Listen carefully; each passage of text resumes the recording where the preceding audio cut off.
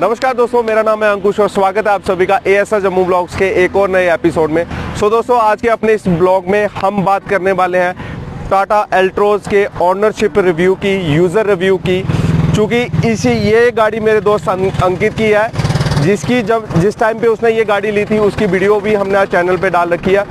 अब ये गाड़ी जो है 12,500-13 हज़ार के करीब चल चुकी है और अब हम अंकित से ये जानेंगे कि इन 12,000 तक उसको क्या इशू, क्या प्रॉब्लम्स फेस करने पड़े और क्या क्या उसे इस गाड़ी में चीज़ें जो है वो अच्छी लगी हैं।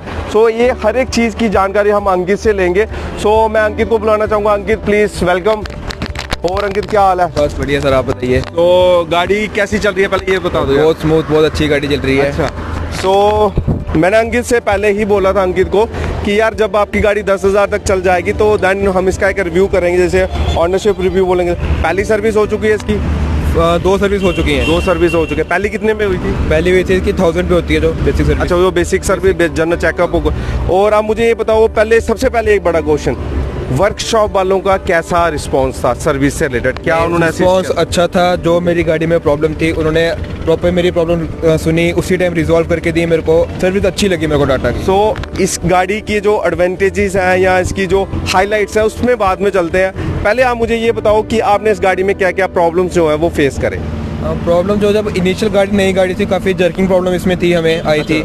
उसके बाद इसका जो एसी का ब्लोअर था वो फैन स्पीड खाली विंड स्क्रीन में आती थी, विंडशील्ड पे, और कोई इसका फंक्शन काम नहीं करता था। खाली मतलब जैसे एसी ऑन करोगे तो वो ये इशू जो था अंकित को फेस हुआ था, देन उसके बाद रिजॉल्व हो गया। हाँ, सर्विस के लिए गाड़ी लेकर मैंने बोला, उन्होंने कर दिया मेरे को। अगर आप जैसे टाटा की जो वर्क स्टेशन या वर्क सर्विस स्टेशन है, उनको अगर 10 आउट ऑफ नंबर देने हो तो कितना देना चाहोगे एज पर योर ओपिनियन, जो आपने मतलब उनसे उन्होंने जो आपको असिस्ट करा है उसके अकॉर्डिंग? फिलहाल तो 10 आउट ऑफ 10 ही जा रहा है, मतलब सही जा रहा है। अभी पहले से टाटा बेहतर हुआ है, बहुत बेहतर हुआ है। मैं आपको बता दूं, जर्किंग पावर अंकित ये इसलिए बोले क्योंकि न्यू गाड़ी होती है तो उसमें थोड़ा क्लच या उसका कॉम्बिनेशन में थोड़ा टाइम लगता है, बट बीइंग अ टाइम वो सेटल हो जाता है। तो अभी वैसा कोई इशू नहीं है। अब मुझे अंकित ये बताओ, इसका मैं आपको बता देता हूँ, ये 1200 सीसी का पेट्रोल इंजन है जो अंकित ने परचेज करा था। हमने पहले भी बताया था अंकित ने बलिनो क्यों नहीं ली, i20 क्यों नहीं ली। अंकित आप मुझे ये बताओ कि कुछ लोग इस गाड़ी को थोड़ा अंडर पावर बोलते हैं, है ना। बलिनो के कंपैरिजन में, जैसे स्विफ्ट के कंपैरिजन में, या स्विफ्ट तो है ही नहीं इस कैटेगरी की, तो आपको कुछ ऐसा फील होता है इसमें? नहीं भाई, बिल्कुल फील नहीं होता है। दोस्तों, मैं आपको इसका एक रीज़न बता देता हूँ। इसका क्या रीज़न है, क्योंकि अगर आप i20 को लोगे और बलिनो को लोगे और अपनी एल्ट्रोज को लोगे, ये तीनों जो गाड़ियाँ हैं 1200 सीसी के पेट्रोल इंजन के साथ आती हैं। बट अगर आप वेट वाइज देखोगे और सेफ्टी वाइज देखोगे तो एल्ट्रोज और अपनी i20 जो होगी वो काफ़ी ऊपर रहती है। एल्ट्रोज का वेट लगभग 1200 के केजी होगा और अपनी जो बलिनो रहती है वो 800 केजी के करीब रहती है। तो उसमें क्या इशू है, बलिनो का जो पावर टू वेट रेशो है वो काफ़ी बेहतरीन निकल के आता है, जिसकी वजह से उस गाड़ी की इनिशियल पिकअप काफ़ी बढ़िया रहती है।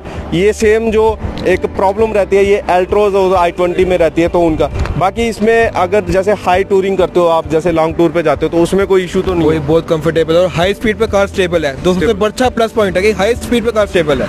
ये बहुत बढ़िया एडवांटेज है, क्योंकि इस गाड़ी का व्हील बेस काफ़ी बढ़िया है और विड्थ वाइज भी ये काफ़ी चौड़ी है। अगर बलिनो या आप i20 के कंपैरिजन में देखोगे तो उस तरीके में ये गाड़ी काफ़ी ज़्यादा स्टेबल है। ये आप खुद एक यूज़र का रिव्यू सुन रहे हो।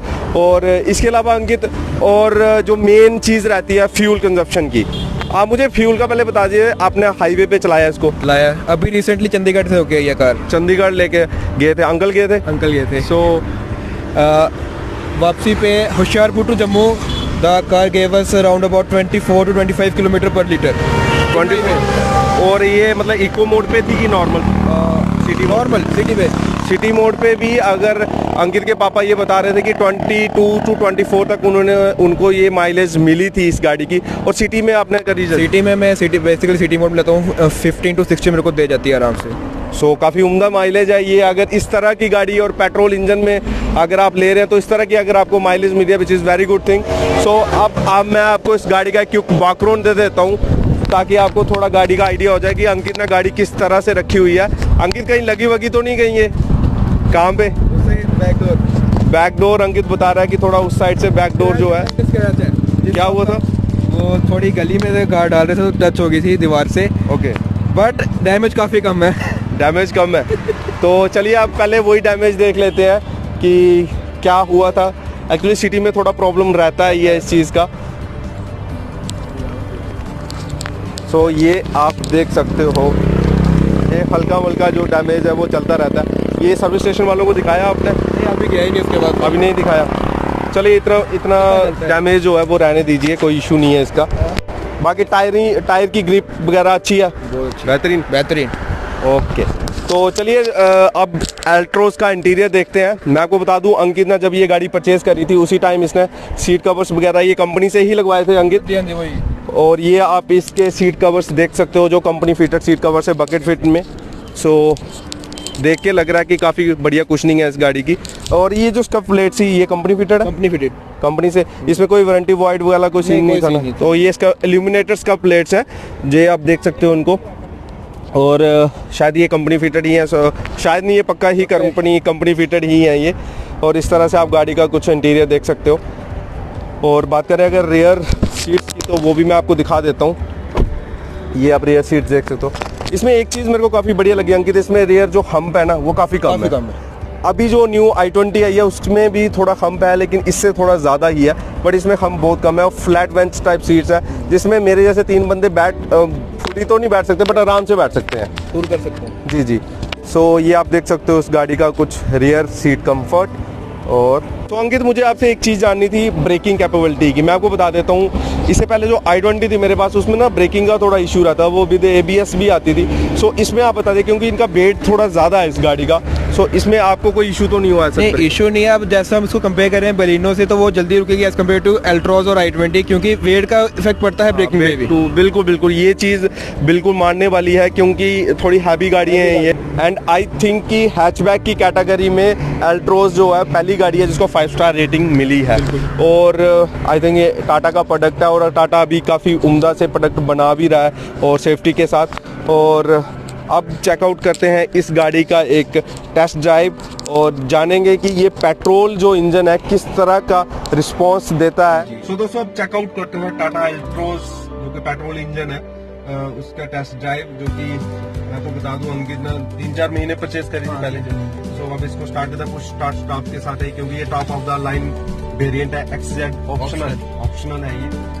सो सबसे पहले मैं कैबिन इंसुलेशन की ही बात कर देता हूँ। ठीक है, एज इट इज जैसे पेट्रोल इंजन का कैबिन इंसुलेशन रहता है वैसा ही इसका भी इंसुलेशन है, काफी बढ़िया है। आपको फील नहीं होगा, अंदर पता नहीं लगेगा कि गाड़ी स्टार्ट हुई है या बंद है। हालांकि मुझे इससे बेहतर थोड़ा i20 का लगा था, जो कि मेरा ओपिनियन है। आपका क्या ओपिनियन आप शो करो। चलो सबसे पहले MID की बात करते हैं। MID में अभी तक यहाँ पे अंकित 16.1 की माइलेज जो है वो शो हो रही है। तो ये एक्चुअल में आपको इतना मिली भी है? आपको हाँ, मिली है, ज्यादा भी मिली है। अच्छा, अगर जैसे इसमें इको मोड होगा एक, सो इको मोड कहाँ पे? सो इकोनॉमी ड्राइव मोड एक्टिवेटेड। सो ये आगे जाके बोल भी देती है कि इकोनॉमी ड्राइव मोड। कोई डोर ओपन है वो बता देगी कौन सा डोर ओपन है, जैसे हम देख सकते हैं।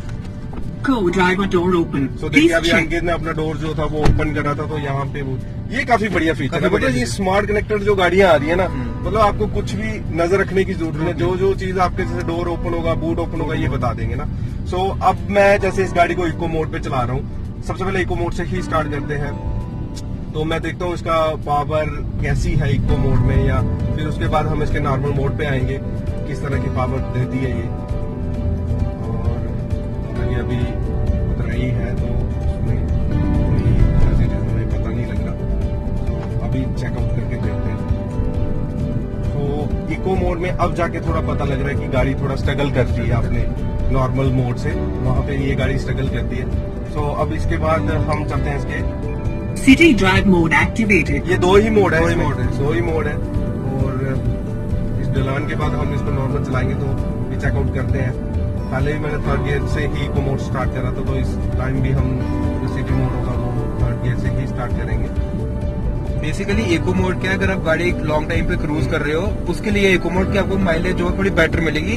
इको मोड थोड़ी पावर रिड्यूस करता है इंजन की, यूज करेगा।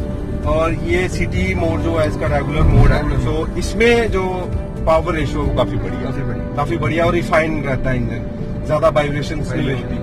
और मैं आपको बता दूं अंकित बिल्कुल सही बोल रहे हैं, eco mode is just for average, अगर आपको गाड़ी से अच्छी माइलेज निकालनी है so then go for eco mode.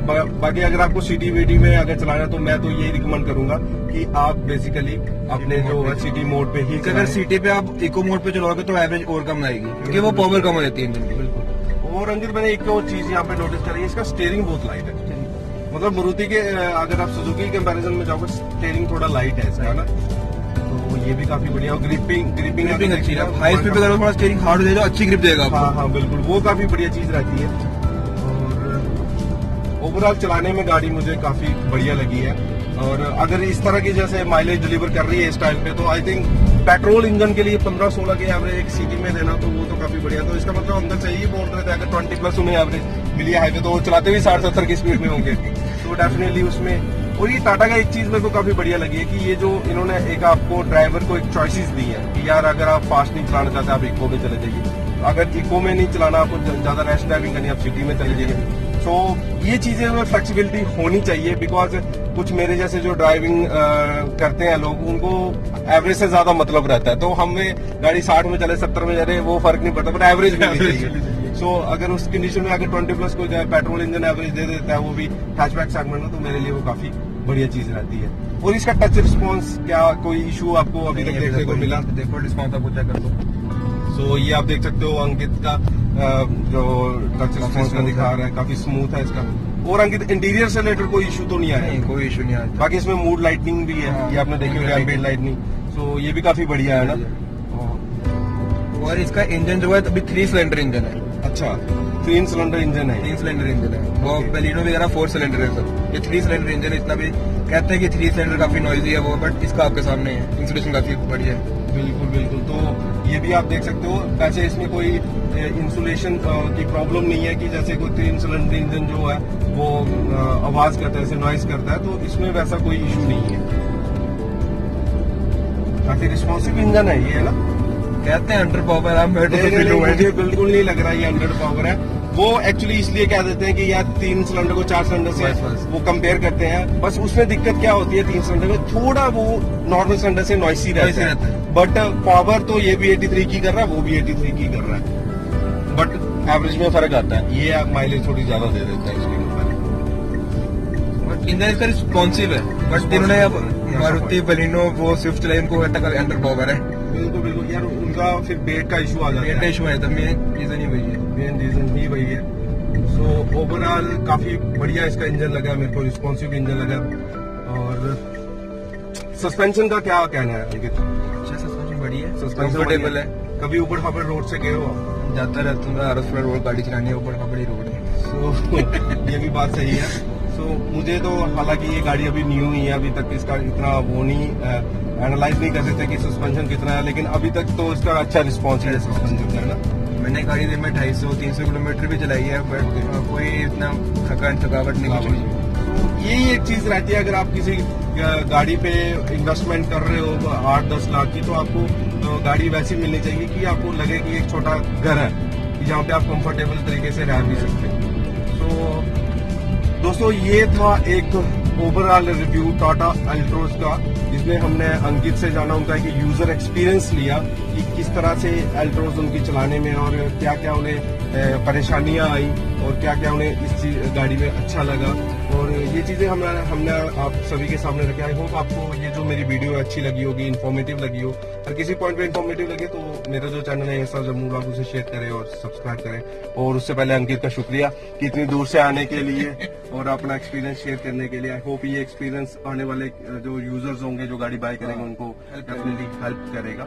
इसमें आइडल स्टॉप की फंक्शनैलिटी भी, आप क्लच छोड़ो इस टाइम गाड़ी का, तो ये भी चेक कर लेते हैं। ओहो, आप क्लच दबाओ। तो दोस्तों ये मैं आपको बता देता हूँ, ये आइडल स्मार्ट स्टॉप की टेक्नोलॉजी भी है इसमें। ये फ्यूल कंजप्शन को रिड्यूस करता है, जैसे सिटीज में खासकर। जैसे आपने मारुति सुजुकी का स्मार्ट हाइब्रिड सिस्टम देखा होगा जो कि हमारी अपनी एस क्रॉस में आता है, सियाज में आता है। सो सेम सिस्टम इसमें था, ये मुझे नहीं पता था जो अंकित ने अभी बताया, तो ये मेरे को और एक बढ़िया फीचर ऐड हो गया है। तो आई थिंक ये अपनी कैटेगरी में मिलने वाली गाड़ियों से तो एक स्टेप ऊपर ही जा रही है ये गाड़ी। सो आई थिंक जिसको भी गाड़ी अगर लेनी है तो प्लीज आप एल्ट्रो हैचबैक लेनी है अगर आपको कोई भी गाड़ी, तो एल्ट्रो जरूर एक बार चेकआउट कर ले आप, मेरे कहने से। मेंटेनेंस ही कम है, बाकी बेलिनो वगैरह 10,000 पे सर्विस है, इसकी 15,000 का ऑयल चेंज है। सो ये भी एक प्लस पॉइंट है, मतलब साल और 15,000 किलोमीटर या साल के बाद है। उधर 6 महीने का या 10,000 का होगा। सो ये भी एक अच्छी चीज है जो अंकित ने हमारे साथ शेयर करी है। और क्रूज कंट्रोल है, क्रूज कंट्रोल है इसमें, तो क्रूज कंट्रोल की भी फैसिलिटी आपको इस म्यूजिक सिस्टम इसमें काफी बढ़िया है। हरमन कार्डमन का ह्यूमन म्यूजिक सिस्टम है। Thank you very much, till then keep supporting.